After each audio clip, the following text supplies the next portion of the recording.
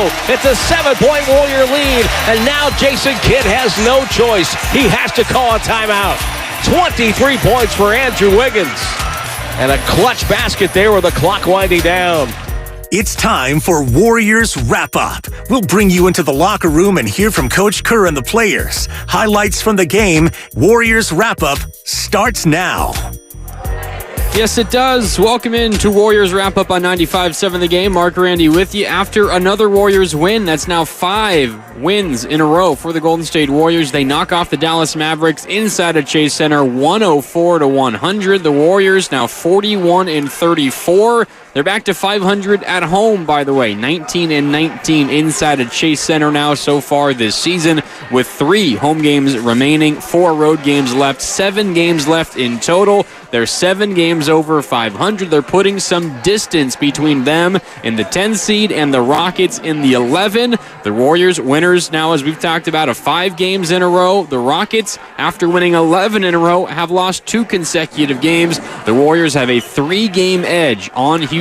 They have the tiebreaker, so we can think of that as a 4-game edge. And the Warriors have a chance to put the final nail in the Houston coffin coming up in a couple of days when they travel to Houston to take on the Rockets on Thursday. We'll get to all of that a little bit later here on Warriors Wrap-Up, but let's run through what happened in this ball game today, because it was a game of runs. If you want to join the conversation, as always, you're welcome to. We love hearing from all of you here on Warriors Wrap-Up on 95.7 The Game. It's Mark Randy with you, live from Dumpling Time, by the way. Dumpling Time at Thrive City. If you're mulling around the Chase Center area after this game, stop by Dumpling Time, say what's up. You walk around Dumpling Time, you'll be able to see me. I'm the only guy wearing a headset in this restaurant. So stop by. It's a good time at Dumpling Time. Say what's up. The Dumpling Time in Thrive City, right outside of Chase Center. It's Mark Randy with you. The number to call is 888-957-9570. That's also the Xfinity mobile text line, keeping an eye on that. And, of course, we're up and running on both Twitch and YouTube. Our Twitch and YouTube chats powered by First NorCal Credit Union.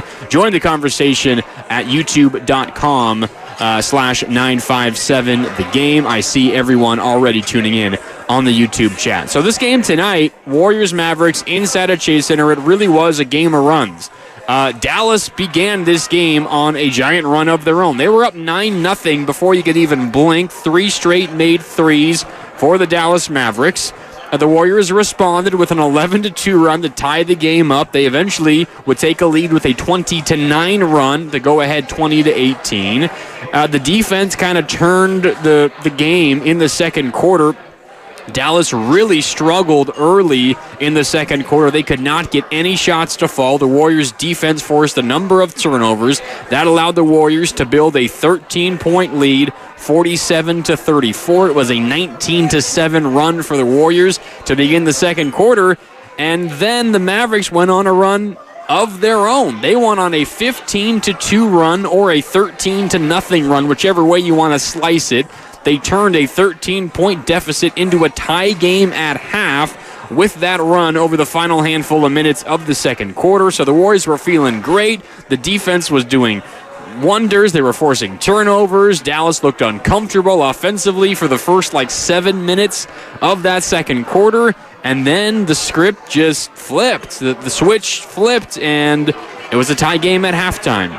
And the run continued for the Dallas Mavericks early in the third quarter. They took a lead. They went up by 6 right out of the gates in the second half. Another run there for the Dallas Mavericks. Then the Warriors, without Steph on the floor, oddly enough, they go on a 9-0 run to close the third quarter, and they were down 3. They turned it into a 6-point advantage. The run continues into the fourth, even without Stephen Curry. How about this? Over an 8-minute and 16-second spanning quarters 3 and 4, without Stephen Curry on the floor.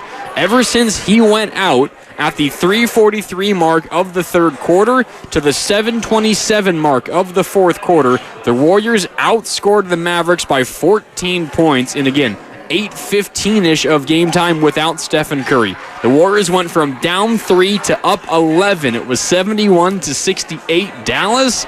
And then without Steph, plus 14, 90-79 over the Dallas Mavericks. So there's another run in this game. Really, it was just a game of runs. Run after run after run after run. It was a Warriors run, then a Dallas run, then a Warriors run, and then a Dallas run, and that continued right after that Warriors run. Dallas goes on a 13-2 run. They tie the game at 92 with a little less than 4.5 minutes to go in regulation.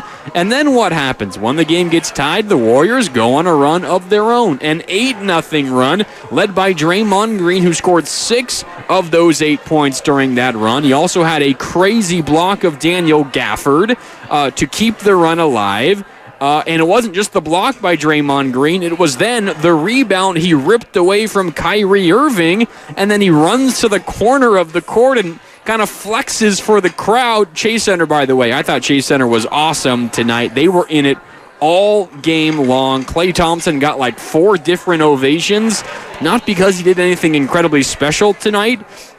Chase Center just felt in that kind of mood. I mean, he passed Kyle Korver for 6th most threes made in NBA history tonight. He got a nice ovation for that. Sometimes when he would check out and make the long walk cross court back to the bench, he got a nice long ovation for that as well. And during those runs, specifically that 8-0 run by Draymond Green and the Warriors to kind of seal this game in the fourth quarter, although they made it interesting with some poor execution down the stretch in the final minute or two, it was that 8-0 run that won the game for the Warriors. Chase Center was into it. It was loud. It was energetic. And they had an impact on this game for sure. But it was a game of runs. The Warriors ultimately, though, they put together the final run of the game, that 8-0 spurt. It was a Klay Thompson tough mid-range jumper. Then Draymond Green was goaltended by Dallas twice, the second one coming on an offensive rebound, put-back tip-in that was reviewed. The goaltend call stood. Count the basket for Draymond Green. Then the epic Draymond block on Gafford, followed by Draymond ripping the rebound away from Kyrie, him flexing to the crowd, and then going back down on the other end, driving and scoring with a right-handed layup. 8-0 run. Warriors up 8. Timeout Dallas, 100-92. A couple of minutes left. They made it close, but that was the run that won this game for the Warriors. A game of runs, but the Warriors just simply had the last run, and they went 104-100. They would not have won this game, though, without Andrew Wiggins. It was Draymond Green that put the finishing touches on this game, plus a couple of Klay Thompson free throws, but it was Andrew Wiggins that kept the Warriors in this game for large stretches, specifically to begin the third quarter. We talked about how Dallas closed the first half on a big run. Dallas went on a 13-0 run to tie the game at halftime, and then they scored the first 6 points of the second half. And then it was Andrew Wiggins that just took over. He was awesome in this game. I mean, as a total, Andrew Wiggins put up 23 points. He was 8 for 16 from the field, 4 rebounds, a couple of assists, had a steal and a block. If we look at the third quarter box alone, Andrew Wiggins scored 12 of his 23 in that quarter, was 4 for 5 from the field, 2 of 3 from downtown in that third quarter alone. And basically all of those points came in like the first 7 minutes of the period. He was really aggressive early in that third quarter. He was aggressive early in the game as well. His shots didn't fall much in the first quarter. He started 0 for 3 from the field, so he finished, 8 for 13 from the field. He was really efficient for the vast majority of this game, but he was the star of the third quarter. Warriors do not win this game without Andrew Wiggins, and don't look now, but Andrew Wiggins now has 20 or more points in 3 consecutive games. 3 of his last 4. Oddly enough, those last 4 games are all without Jonathan Kuminga. I talked about this last time I was on Warriors Wrap-Up on Friday evening after the win in Charlotte. I don't think it's a coincidence that you're seeing a more consistent, aggressive, and effective Andrew Wiggins without Kuminga on the floor. And it's not because those two can't work together. It's just because those two do similar things. And when you're only limited to one of those guys, without Kuminga, it's only Wiggins that can do the things that those two can do. You're simply forced to lean on that individual a little bit more, and that's what the Warriors are doing with Andrew Wiggins. Now, it is interesting. There is a little bit of an emphasis to get Andrew Wiggins going early in quarters and in halves. The first 3 plays of this game were drawn up for Andrew Wiggins. Now, he missed his first 3 shots, but they were drawn up for him, and they gave him every opportunity in the third quarter as well. He took advantage in the third, scored a game-high 12 points in that quarter, and was a big reason why the Warriors stopped that Dallas run spanning the end of the second quarter and the beginning of the third quarter. It's Warriors wrap up here on 95.7 The Game. Mark Randy with you, 888-957-9570. Let's go out to the phones here on Warriors wrap up as the Warriors knock off the Mavericks 104-100. The Warriors have now won 5 consecutive games, and they're putting some distance between themselves and the Houston Rockets for the 10 seed in the West. It's going to be really difficult now for Houston to get back in this thing. Now, they can help themselves on Thursday, but the Warriors have a 3-game advantage over the Houston Rockets, and they got the tiebreaker. Even if Houston wins on Thursday, the Warriors still have that tiebreaker. So the 3-game advantage is really more of a 4-game advantage. You beat Houston on Thursday, you're not falling past the 10. You are the 10 at the very worst, and it's almost feeling that way, almost regardless what happens on Thursday, but especially if the Warriors win on Thursday. So a very important win, one of the Warriors' better home wins of the season. There's maybe only like 4 to choose from. We can talk a little bit more about that later here on Warriors Wrap Up on 95.7 The Game. But let's go out to the phones. Up first is Roberto. Roberto, you're on Warriors Wrap Up here on 95.7 The Game with Mark Randy. How you doing, Roberto? Very well, Mark. And you can hear me well? Yeah, I got you, man. What's up? Okay. Yeah, I just want to say thank you for taking the call. I wanted to say that I was the one that made, some would call an audacious statement about three and a half weeks ago, saying that the Warriors would end up with the fifth seed by the end of at the beginning of the playoffs, possibly the 4th. And I would say that, yes, I missed the mark there, but I think so much has happened besides Stephen Curry being injured, which I didn't perceive that was going to happen, but also just the incredible bad luck that everybody in front of us has been playing just as stellar basketball as we have. Because if you look at the last 10 games, the 3 teams in front of us, we won 7 out of the last 10 games. Lakers have won 7 out of the last 10. And the other 2 teams have won 6 out of 10. So in the last 10 games, we made up only 1 game in the 2 out of the 3 teams. But all the other teams in the last month have just been playing out of their heads too. So, I just wanted to ask you real quickly first I was going to ask you, what do you think? Who would you like us to meet in the first round? But so I won't be ahead of myself. Who out of the 3 teams that are in front of us, if we don't, in these last 7 games, we can't get to the 6th seed, who of the last 3 teams would you like us to meet? Thank you. Thanks, Roberto. I'm not sure exactly what you're asking.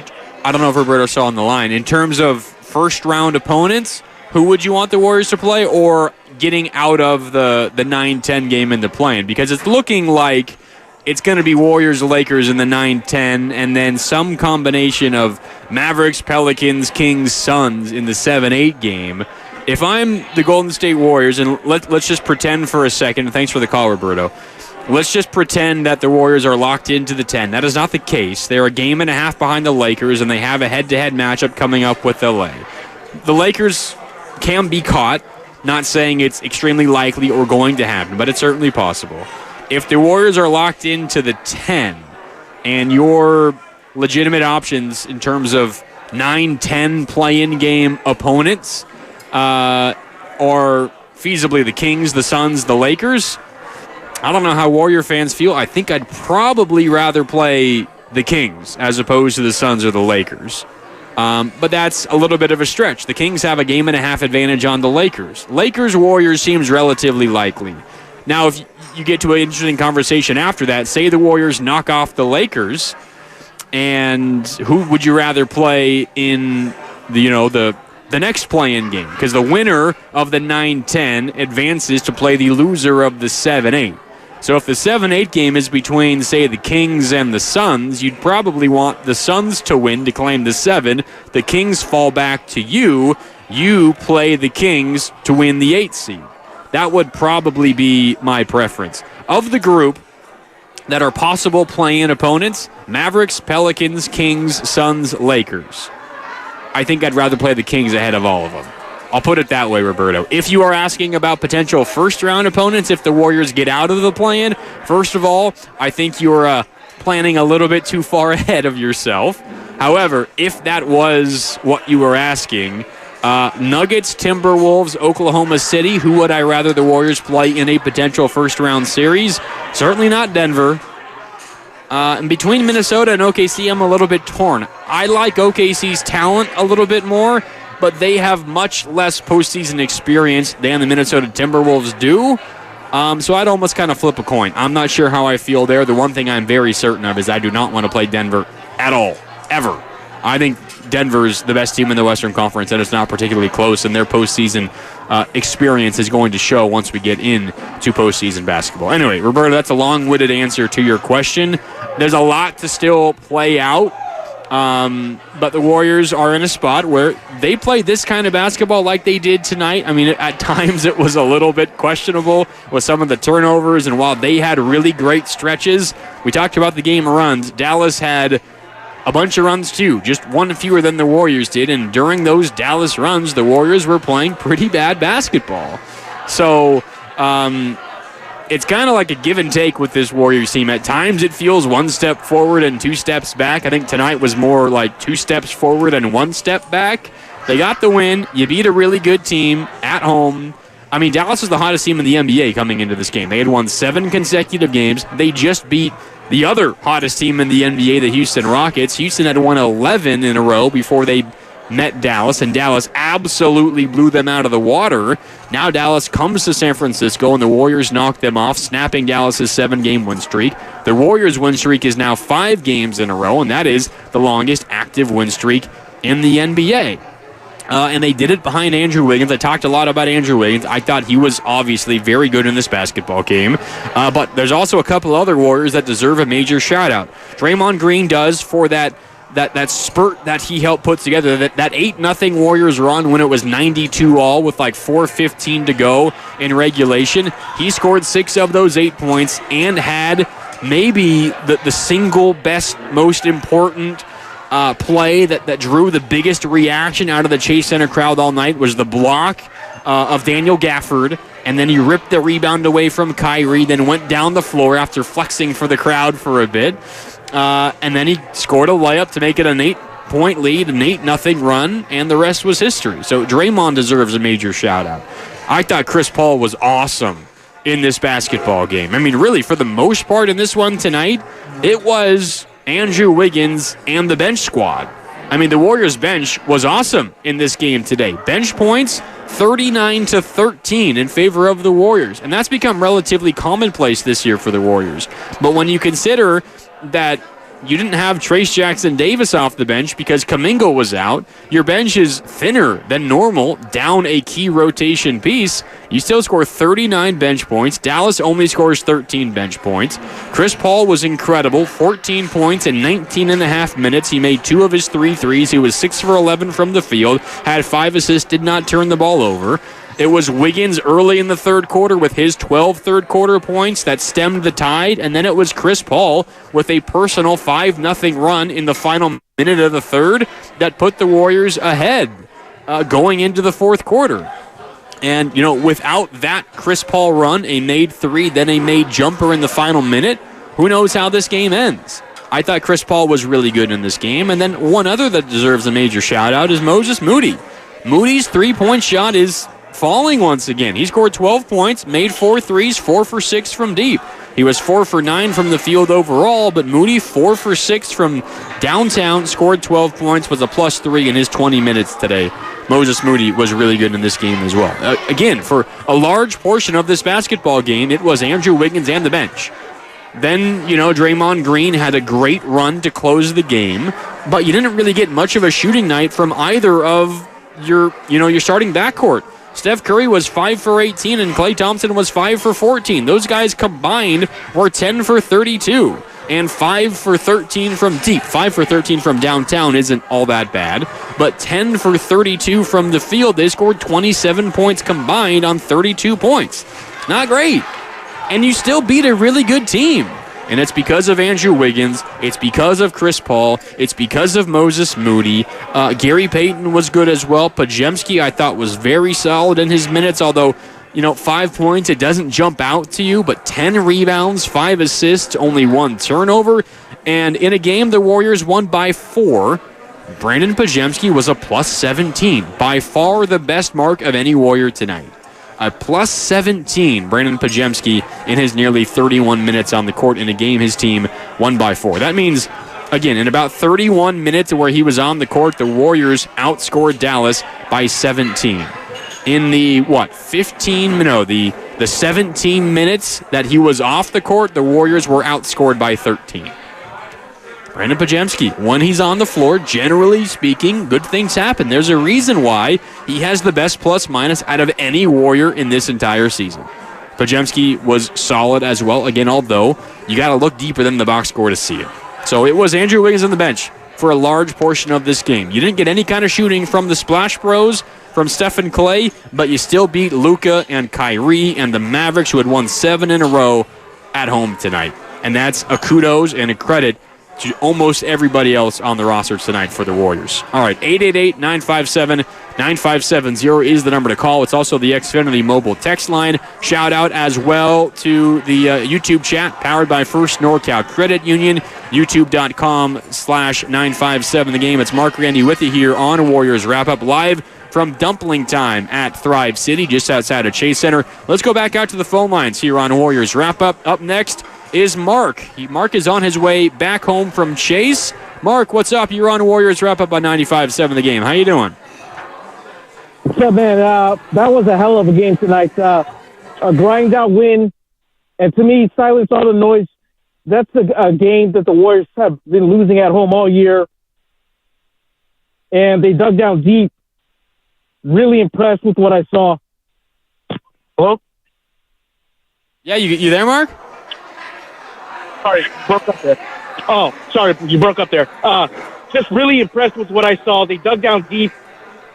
Typically, they've lost these games all year. They've been bad at home, and to beat the hottest team in the league like they did, and to lock down Luka, Kyrie, and with the efficient play the Mavericks have been on, that was outstanding. To me, I thought Draymond was excellent. His defense really came up big time down the stretch there.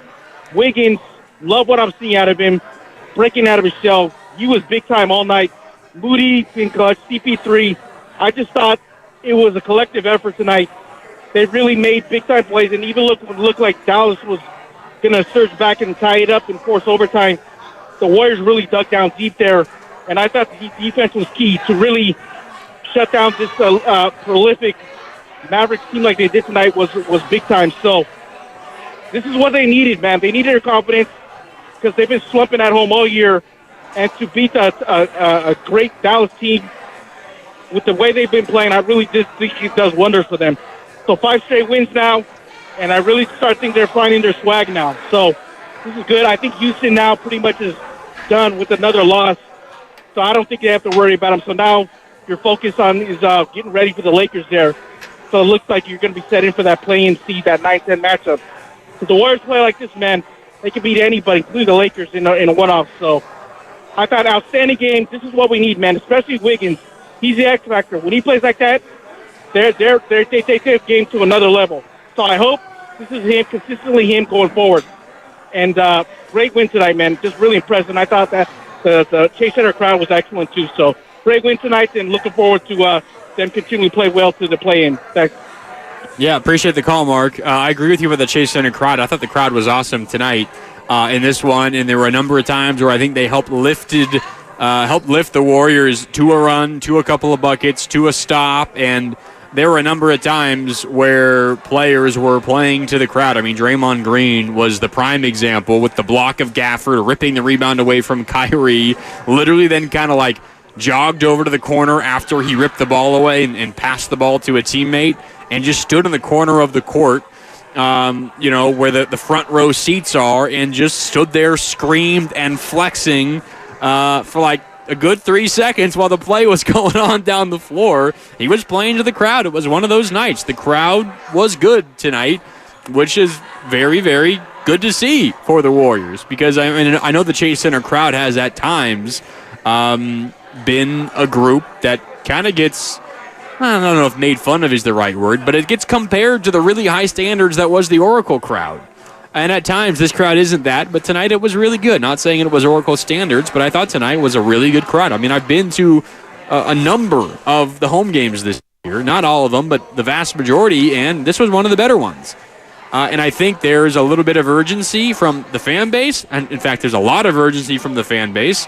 It was palpable in there tonight. Now, to Mark's point, I am definitely not ready to say I'm turning my attention to the Lakers because that's the trap we've fallen into so many times with this Warriors team. And I get your point, Mark. You're not saying like, oh, we're going to jump the Lakers, we're going to be the 9, we're going to catch the Kings and be the 8. Like, I know you're not going that far, but let's not overreact and say anything is a done deal at this point, because we've seen this Warrior team coming off of arguably some of the best basketball of their season, and they follow it up with arguably the worst basketball of their season. Just look to like 3 weeks ago when they dominate Giannis and the Bucks at home.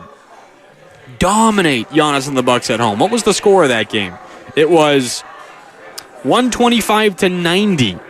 125-90, and that was just on March 6th, so closer to 4 weeks ago than 3 weeks ago. And that was off of, the 3-1 road trip. The Warriors were coming off the All-Star break, and they're winning a lot of basketball games. Then they follow it up with a loss to Chicago. Steph gets hurt. A loss at home to San Antonio without Wembanyama. Then the loss in Dallas after you do beat San Antonio in San Antonio. You beat the Lakers. Somehow you find a way.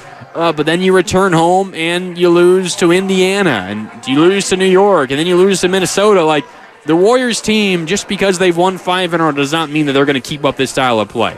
The season has literally told us every single time that they're going to follow up this kind of play with something bad. Now, it doesn't mean they're actually going to this time, but I'm not by any stretch saying, all right, let's gear up for the Lakers, because that's what we're waiting for. We're waiting for that 9-10 game Warriors-Lakers. There's a lot of basketball to be played before then. 7 games left. And if you lose sight of that, there's a chance that maybe you don't take on the Lakers in the 9-10 game. Who knows what can happen? I think if this season has taught us anything, it's to not overreact to 4 or 5 basketball games. And while these 5 games have been really nice, especially this one. I mean, San Antonio, you beat San Antonio, okay, hooray, not a great team. You beat Charlotte, okay, not a great team. In fact, a very bad team. Orlando's win, the win in Orlando on a back-to-back, that was really nice. You beat Miami on the road. Miami was without Jimmy Butler and like 4 other key players. Okay, what does that one really mean? This one means something. Dallas, the hottest team in the NBA, and you defend your home floor and win without getting much of a shooting game from Steph and Clay. This one means something, but we got to see them string some games together. Now, to our caller's point, to Mark's point, I do agree that, on a one-off, anything can happen. The Warriors can definitely beat the Lakers in LA in a 9-10 game. They could definitely beat the Suns in a play-in game. They could definitely beat the Kings in a play-in game. Hell, they could beat the Pelicans. Although the Pelicans scare me. They could beat the Pelicans in a play-in game. The Warriors have proven time and time again anything can happen in a single game. They could beat the best team in the NBA. They could lose to the worst team in the NBA. That's the range of outcomes for this Warriors team this year. We'll see what happens. It seems like they're going to have a play-in game. We'll see what happens. But they haven't, in my opinion, they haven't yet earned the idea that we're just going to assume it's going to be consistent from here on out. All right, we got to take a break here on Warriors Wrap Up on 95.7 The Game. It's Mark Randy with you. Ben, I see you. We're coming to you on the other side here on Warriors Wrap Up. It's Mark Randy with you. We also got to hear from Steve Kerr. A whole lot more coming up here on Warriors Wrap Up. It's Mark Randy with you on 95.7 The Game, live from Dumpling Time in Thrive City, just outside of Chase Center. More Warriors Wrap Up after the Warriors knock off the Dallas Mavericks 104-100. More coming up next on 95.7 The Game. Check engine light on? Take the guesswork out of your check engine light with O'Reilly Veriscan. It's free. Ask for O'Reilly Veriscan today. O'Reilly Auto Parts. Navien tankless water heaters.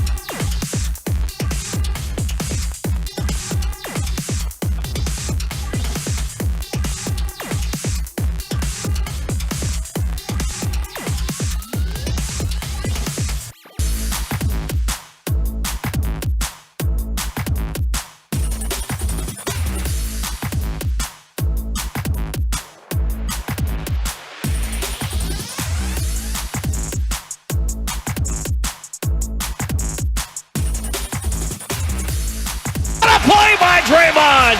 Curry will come up the floor. Draymond Green with his block of the year. Now back to Warriors Wrap-Up on 95.7 The Game.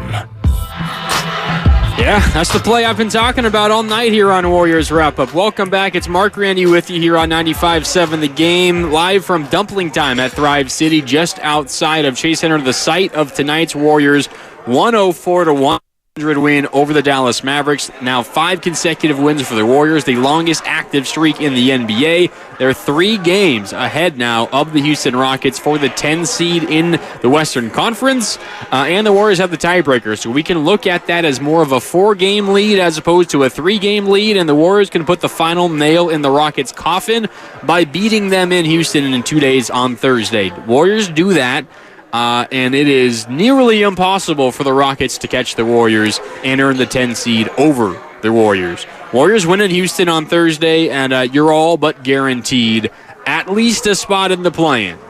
You're not going to get out of the play-in. You're guaranteed a play-in spot, essentially, if you win on Thursday. And even if you lose on Thursday, it is far from the end of the world. Barring a significant collapse in the Warriors' final 7 games, they will be in the play-in tournament. So good news there for the Warriors. The bad news, though, still is you're going to be in the play-in. You're not going to be out of the play-in. You're just not going to miss the postseason entirely.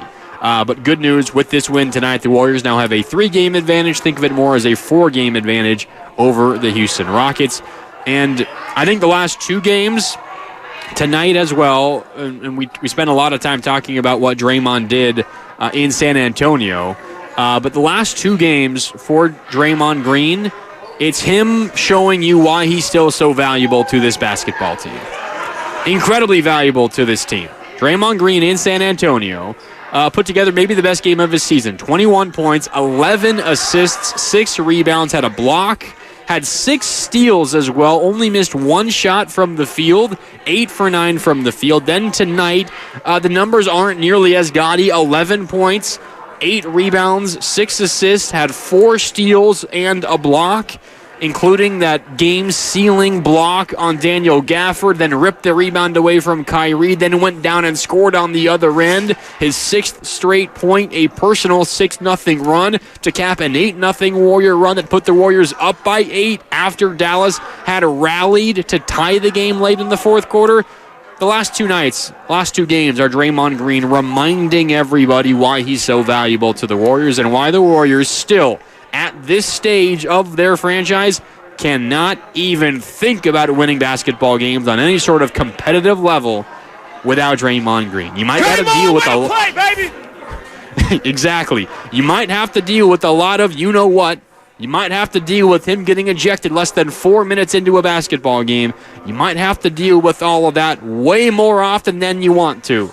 But the reality of the situation for the Golden State Warriors, and it has been this way for nearly a decade now, you simply do not win basketball games at any sort of consistent level without Draymond Green. Just phenomenal. It's relatively simple. That's what it comes down to for the Warriors. And if you're wondering, when are the Warriors going to get sick of the antics and when are they just going to say bye-bye to Draymond? When he's not as important as he still is. He's still clearly that important. And until that day comes, guess what? The Warriors are in the business of winning basketball games. Draymond Green helps them win basketball games. As long as that is the case, Draymond Green will be a Golden State Warrior. I think it's pretty simple. And the last 2 games, Draymond in San Antonio, Draymond tonight versus Dallas, 2 prime examples why Draymond Green is still so important to the Warriors. Offensively, maybe most importantly, defensively. Draymond Green is still that guy for the Golden State Warriors. And until he's not, he's going to be a Warrior. I guarantee it. All right, it's Warriors Wrap-Up here on 95.7 The Game. Mark Randy with you, 888-957-9570. Let's go to Ben in Berkeley. Ben, what's up? You're on Warriors Wrap-Up on 95.7 The Game. How you doing, Ben? I'm doing great. Just driving back from Chase Center. Super fun night there tonight. I thought the crowd was awesome. Game was great, obviously. You've talked a lot about it. One thing I was thinking that I was remembering a lot of the games I've been to at Chase this year, watching a lot of heartbreak against Denver, against the Lakers, last-second shots, and them just sort of blowing it in the fourth, and kind of getting nervous and thinking this was going to go this way for this one, and they actually pulled it out. It was great to see. And I'm curious. My question is the sort of inconsistency of this team, which has been maybe the most inconsistent team we've had in this 10-year stretch, especially when it comes to home and road sort of strength. How much do you think the sort of weakness at home, strength on the road is going to actually affect them in the playoffs, both in the play-in should they get further than the play-in? Thank you. Yeah, that's a really good question, Ben. I hate to come up empty for you. I can't explain it. The Warriors did get back to 500 with the win today. They're now 19-19 at home. They're 22-15 on the road, 19-19 at home. I mean, we've kind of been joking like the whole last month and a half about, would you want the Warriors to be the 10 because that means they're on the road and they're certainly a better road team than home team, or are you just going to throw this season's worth of sample size of games out the window and just believe, well, you're obviously a better team at home than you are on the road? I mean, would you want to go to, Crypto.com Arena now, not Staples, and play LeBron and Anthony Davis and the Lakers, or would you rather them be here in San Francisco at Chase Center? Despite what this season has been, I think I want it here at Chase Center, and I think the Warriors would agree, despite what this season says. So I think I'd still err on the side of I'd rather be at home than on the road. But it makes no sense. They're a 500 basketball team at home, and they're 7 over on the road. There's no way to explain it.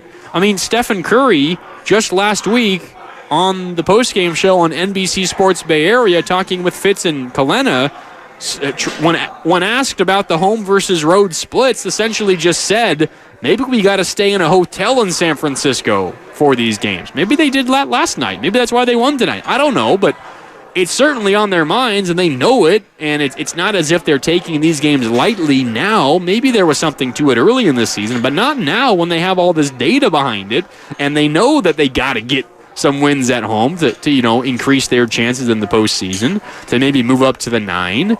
And if we're thinking about things from like 3 weeks ago, maybe to get out of the play-in entirely. Like, that was on the table a month ago, the Warriors to get out of the play-in. And then they, lost some games at home that you felt like they shouldn't, and now they're in the situation where you're looking at probably being the 10. At the very best, the 9. So it's a hard one to make sense of, but it's the reality. To answer your question, Ben, despite all of those issues at home and despite, there being the sense in the arena that, there's a 8-point Warrior lead in the fourth quarter. Oh, Luka makes a 3 down to 5. Kyrie gets a layup down to 3. Here we go again, right? Like, I have felt that feeling kind of course through the Chase Center crowd time and time and time again. There was a couple of moments there tonight when you felt that. There were a number of Dallas runs in the second half, but the Warriors responded to each and every one of them, and the 8-0 run by Draymond and the Warriors won the game. So I think I'd rather be at home still, despite the fact that this is a 500 team at home and a team that is 7 games over 500 on the road. All right, it's Warriors wrap-up here on 95.7 The Game. Mark Randy with you. Let's hear from Warriors head coach Steve Kerr. Steve Kerr addressed the media post-game after the Warriors' 104-100 win over the Dallas Mavericks. Here is Warriors head coach Steve Kerr post-game tonight. Dallas, they get out to a 9-0 start. Then in between the second and third quarter, they score 19 in a row. And then in the fourth quarter, they had a 13-2 run. Feels like a game, if this game was like 6 weeks ago, you may not have pulled it out. But through the ebbs and flows of the game, you guys still hung on to win. Where do you see kind of the growth over, I guess, those last 6 weeks? Just the level of competition was fantastic. We stuck with it through all those bad spells that you talked about.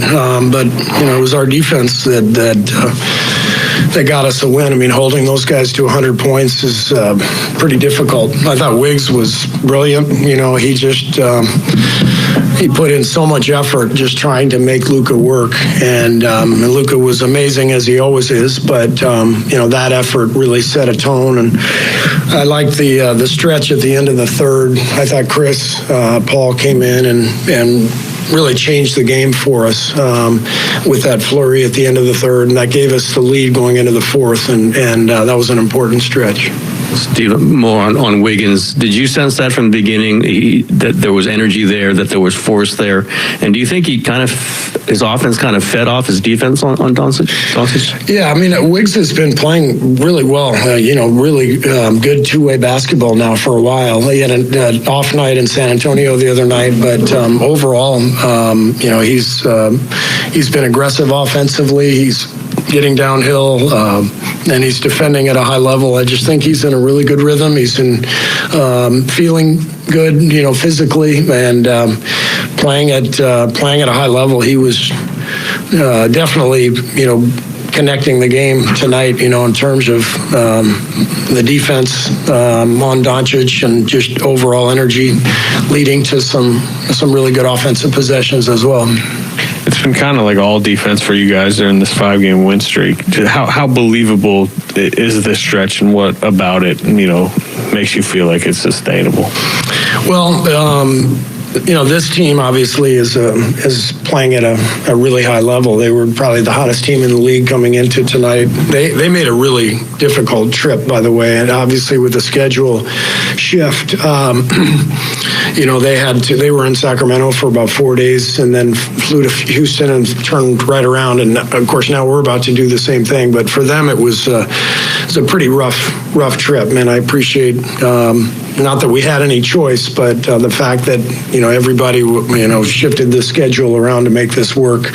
That's meaningful. But I just think that's a great team, regardless of fatigue and the flight and all that. They're still really hard to guard, and we held them to 100 points. So to me, that's a good sign that what we did on the road was not flukish.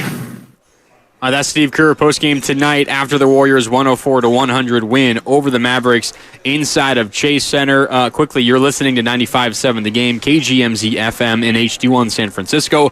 Always live on the free Odyssey app, Twitch, and YouTube. Powered by First NorCal Credit Union. A lot of Steve Kerr's postgame presser spent addressing Andrew Wiggins and his play recently. Tonight, he was very good once again. 23 points, 8 of 16 from the field.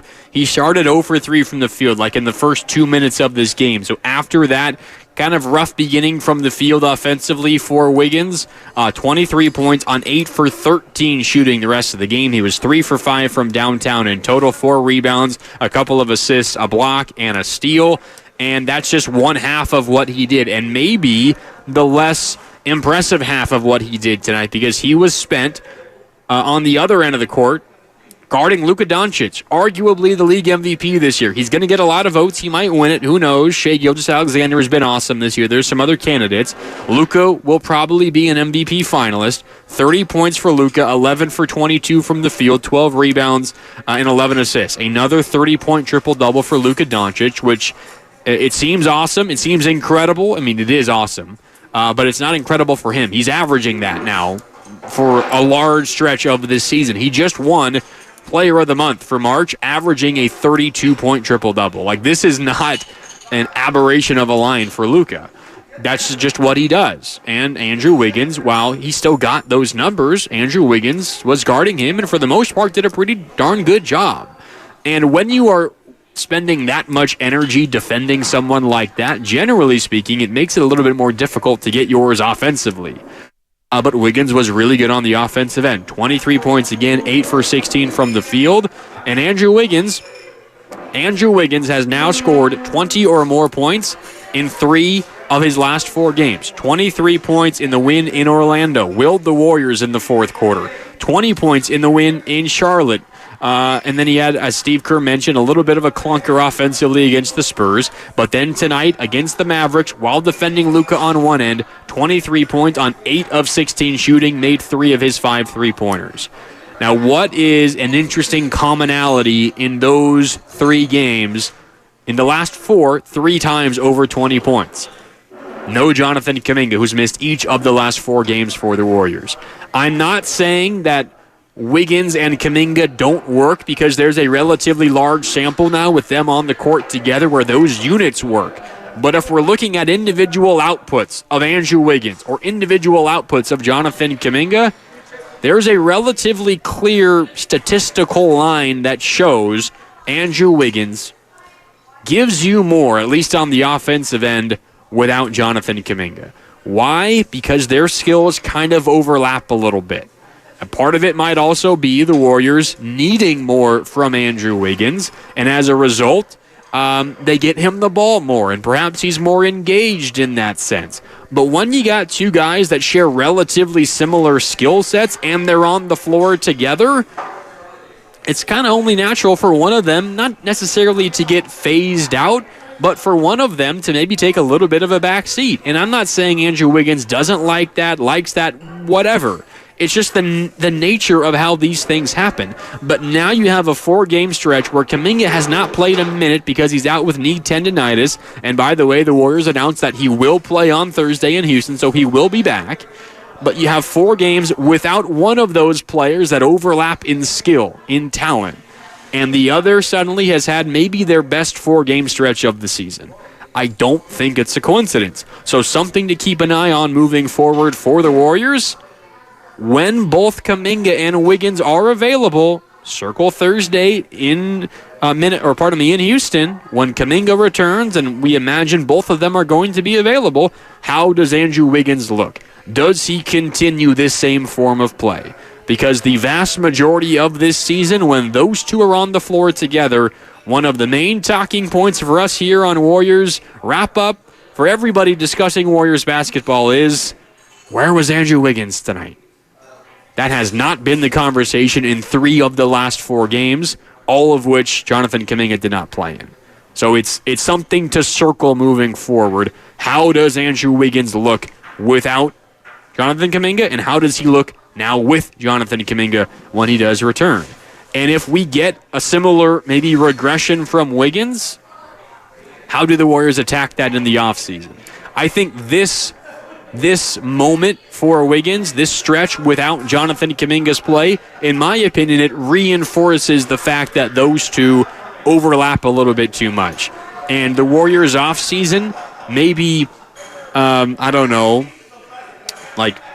task 1, the first thing the Warriors need to address this offseason, it is to get rid of that overlap. And you get rid of that overlap by not bringing both of them back. Now, I think Warrior fans would have a relatively easy answer in terms of who they would want to bring back and who they would not want to bring back. And I don't even need to say it. I think we all know who I'm talking about. But I think that is a legitimate situation that the Warriors find themselves in, given the overlap of talent on their roster. We will see how that does play out this offseason, and that's a conversation for later. But I do really feel like that is something that's going to affect the Warriors this offseason, is how they deal with the Wiggins-Kuminga experience moving forward. Because you're getting the best out of Andrew Wiggins right now with Jonathan Kuminga unavailable. And I'm not saying the Warriors are better without Kuminga available. I'm saying Wiggins statistically is better. The team might not be better. No, they're playing decent right now, but they've also had a really good stretch when Kuminga was playing really good basketball. We'll see. It's something to circle and keep an eye on moving forward for sure for the Golden State Warriors. All right, Warriors knock off the Mavericks tonight, 104-100 inside of Chase Center. The Warriors are back to 500 now at home at 19-19. They're a season-high 7 games over 500 at 41-34. They're 22-15 on the road, believe it or not. Steve Kerr also talked a lot about the defense. The defense has been really good during this stretch as well. As you look at the Warriors' recent games, during their 5-game win streak now, the Warriors have held opponents at 100 points or fewer in 4 of those 5. The only time that an opponent scored more than 100 points was on Sunday in San Antonio when the Spurs scored 113. Still not a terrible number. The Warriors won that game by 4, 117-113, but each and every other one of these wins in this 5-game win streak, the opponent has scored 100 or fewer points. Dallas, 100 tonight.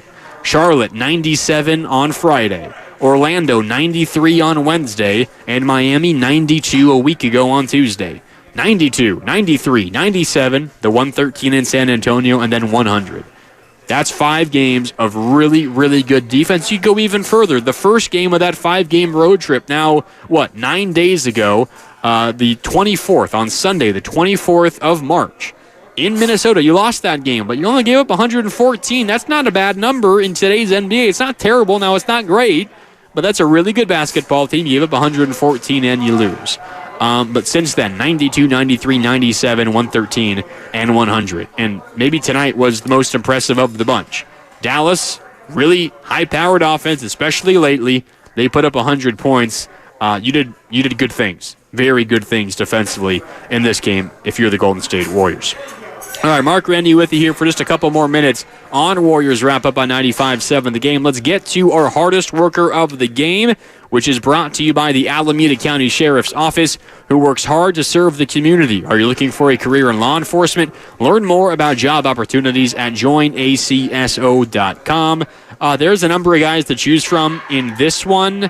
I spent a lot of time talking about both Draymond Green and Andrew Wiggins. I shouted out Chris Paul off the bench.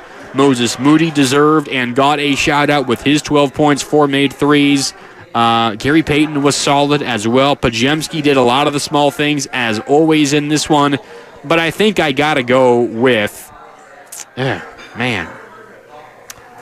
is a really tough one. There's a number of really good candidates. I guess the easy answer would be Andrew Wiggins. He led the team in scoring, and he deserves it. Let's go with Andrew Wiggins for our hardest worker of the game because he also had... just phenomenal for Andrew Wiggins. He also had to defend Luka Doncic on the other end. So our hardest worker of the game, doing it on both ends of the basketball court, is Andrew Wiggins.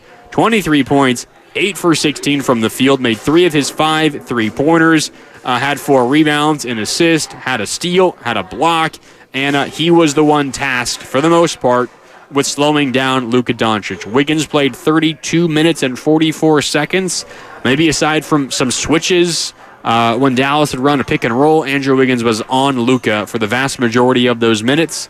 Luka played almost 40 minutes today. Andrew Wiggins played nearly 33. Wiggins was on him for the vast majority of the time Luka was in the game. Luka still got his 30, 12, and 11. It's what he does. But he did not kill you for like 45, 17, and 13, which he's certainly capable of doing. He got his averages, basically, and Andrew Wiggins was a big reason why he only got his averages. Now, it's scary to call 30, 12, and 11 only his averages, but that's the case with Luka, especially recently, and Andrew Wiggins was really good on the defensive end as well, and he is a very well-deserved hardest worker of the game tonight, again, brought to you by the Alameda County Sheriff's Office. All right, let's take a look at a couple of scores from around the NBA really quick before we do sign off.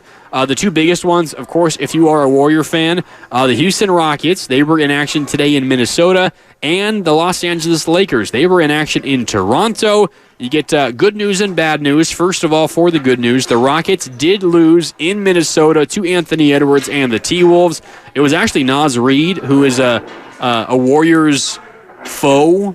He goes off when the Warriors play the T-Wolves. He led the way for Minnesota with 25 points, and they beat the Rockets 113-106. So the Rockets have now lost consecutive games. The Lakers, however, they do beat the Raptors behind 23 points and 9 assists from LeBron James. Lakers 128, Raptors 111. So with those two scores, the updated standings in the Western Conference, the Lakers are still the 9 seed. They're a game and a half behind both the Kings and the Suns for the 7 and 8 seeds in the Western Conference. So potentially some movement. Maybe you get a Suns-Warriors 9-10 game if the Lakers keep winning. Who knows? So the Lakers a game and a half behind those two teams, but the Lakers are still currently the 9. The Warriors are still a game and a half behind the Lakers in the 10, and they're now 3 games ahead of the Houston Rockets for the 10 seed. Houston has lost consecutive games. The Warriors have won 5 in a row, and the Warriors have the Rockets coming up on Thursday in Houston. You win that game if you're the Warriors, and you kind of put to sleep the threat that are the Houston Rockets, and it's almost put to sleep now. You're 3 games up. You've got 7 games left, and you have the tiebreaker. So essentially, you're 4 games up.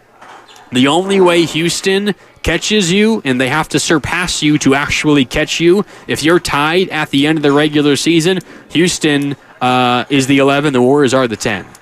The only way the Warriors get caught and miss out on the play-in is if the Warriors go like 1-6 or 1-6 or 2-5, and the Rockets go like nearly undefeated the rest of the way. It's going to take a gigantic collapse and for the Rockets to like reel off a number of wins in a row once again.